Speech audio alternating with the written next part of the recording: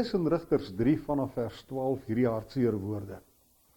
Die Israeliete het weer gedoen wat verkeerd is in die oë van die Here. En hy het koning Eglon van Moab mag oor hulle laat kry, omdat hulle gedoen het wat verkeerd is in die oë van die Here.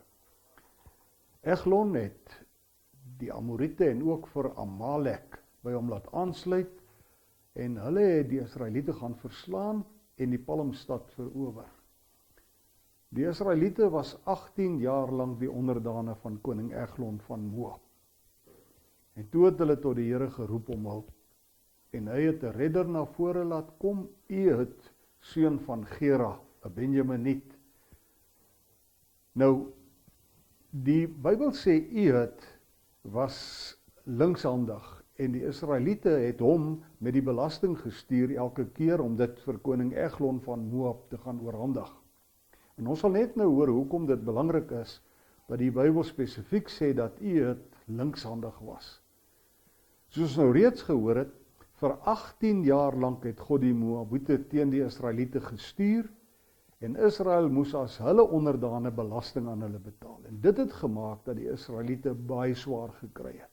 Maar dan, onthou jy, het ons in Rigters 3 vers 15 gelees, toe het hulle tot die Here geroep om hulp, en hy het 'n redder vir hulle na vore laat kom, Ehud, seun van Gera, 'n Benjaminiet. En onthou nou, Ehud was links, en die Israeliete het juis vir hom met die belasting gestuur na koning Eglon van Moab, wat volgens vers 17 'n baie vet man was. So is Ehud toe weg om die belasting vir die koning te vat, en by die paleis het die wagte natuurlik slegs Ehud se linkersy deursoek, waar iemand wat regshandig was, sy swaard gewoonlik weggesteek was, sodat hy dit maklik kon uittrek. En hulle het aanvaar, Ehud was regshandig. Hulle het nie besef dat hy eintlik linkshandig was nie. En toe Ehud by die koning aankom, sê hy vir koning Eglon, dat hy 'n geheime boodskap het wat van God afkom vir die koning. En koning Eglon maak toe die fout om al die wagte wat hom opgepas het te beveel om uit te gaan, en hy staan toe op uit eerbied uit sy stoel om nou hierdie geheime boodskap te kry. En net toe pluk Ehud sy swaard met sy linkerhand uit, en hy vermoor die koning.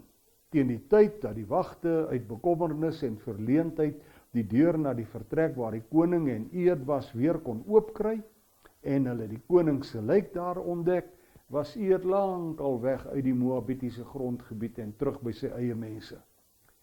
En so het God Israel weer verlos uit die mag van 'n heidense koning wat hulle verdruk het. Na hierdie oorwinning oor die Moabiete, so vertel die boek Rigters, was daar vir 80 jaar lank vrede in Israel.